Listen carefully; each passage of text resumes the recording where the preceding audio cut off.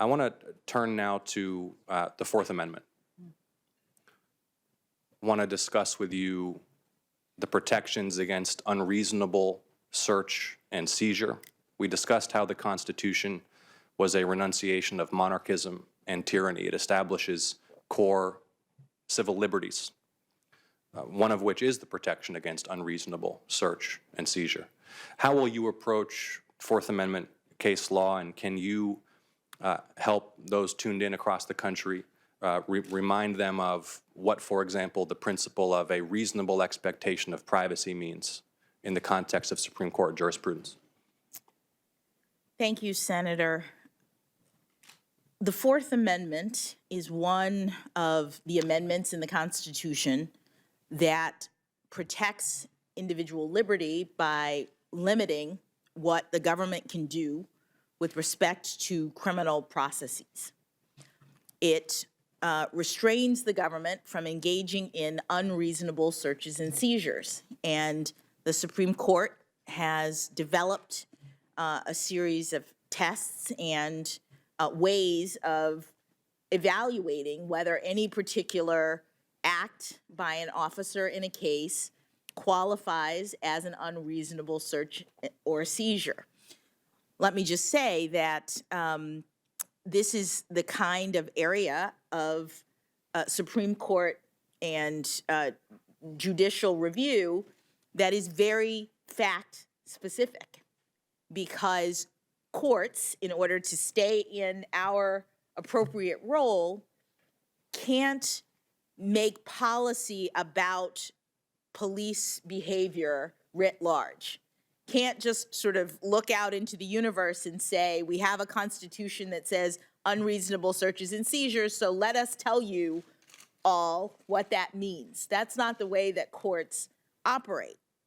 Under Article 3, courts can only hear individual cases and controversies and decide them.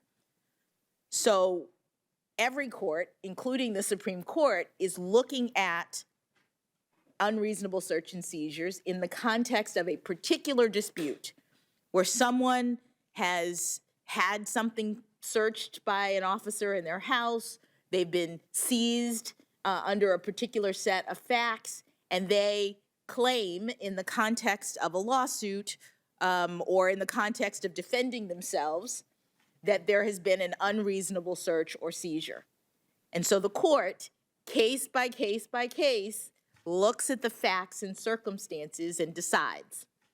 And I would say that this is the kind of analysis that takes into account a number of things, but one of the things, in addition to understanding the facts and circumstances, is understanding what is meant in the Constitution by unreasonable search and seizure.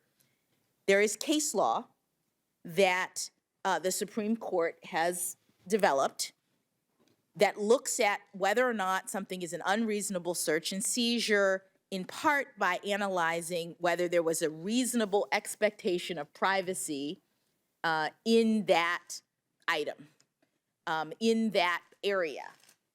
Is there a reasonable expectation of privacy in your house, for example? If a police officer were to come into your house, you would not be able to claim Fourth Amendment protection unless, says the Supreme Court, there was a reasonable expectation of privacy in your house. And the Supreme Court has determined whether there's a reasonable expectation of privacy, for example, in your house, by looking at what areas were protected at the time of the founding when the words unreasonable searches and seizures were written into the Constitution.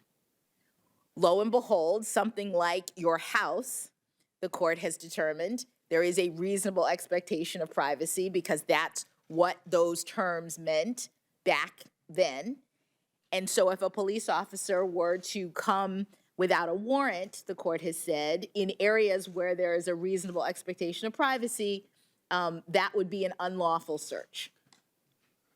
This is an area where the emergence of new technologies makes it likely, I believe, that should you be confirmed, you will have to consider Fourth Amendment claims in light of circumstances that couldn't have been anticipated at the time of the drafting of the Constitution. And indeed, constitutional interpretation has already evolved over time to adapt to the reality of new technologies, from phone booths, a classic case in the late 1960s about whether a closed phone booth door demonstrates an expectation of privacy, to more recent case law involving geolocation data from cell phones.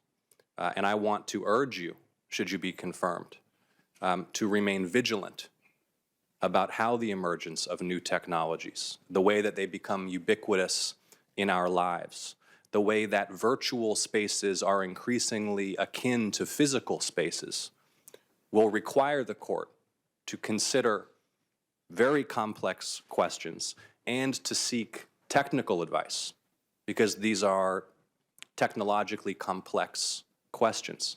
What is your view on how the court should seek such technical expertise, which may be, with all due respect, beyond the training or experience of a justice or their clerk? And if, for example, one such method of seeking advice is through amici, what's the importance of understanding the provenance and origin and funding source of such briefs submitted to the court? So this is a two-part question. I want to restate it. The first is, again, I want to urge you, should you be confirmed, as I'm confident you will, to vigorously defend the constitutional rights of American citizens against unreasonable search and seizure in the context of new technologies. I'd like to hear how you'll approach seeking technical expertise to inform that decision-making. And then a question about the transparency of briefs filed before the court, something that Justice Scalia noted in some campaign finance case laws, that it's important for the public to know who's funding electioneering communications in the context of political campaigns. I think it's important for the court to know who's briefing them, what the motive and funding source of such briefs might be. Could you please, with my remaining time, and then I'll yield and we'll have some more time later to discuss war powers, could you please comment on those matters? Those will be my final questions for this round. Thank you, Senator. One of the ways in which the court receives information other than directly from the parties in a case is through a practice, an established practice of receiving amicus briefs. Amicus is a term for friend of the court briefs. These are people who are not parties to the case, who don't have that kind of interest in the case, but may have expertise or information or arguments that they wish the court to hear. And I think that that would be the primary mechanism by which, if the court were to decide to hear a case concerning a matter that involved some technical expertise, I would think that there might be amicus briefs related to the technology, for example.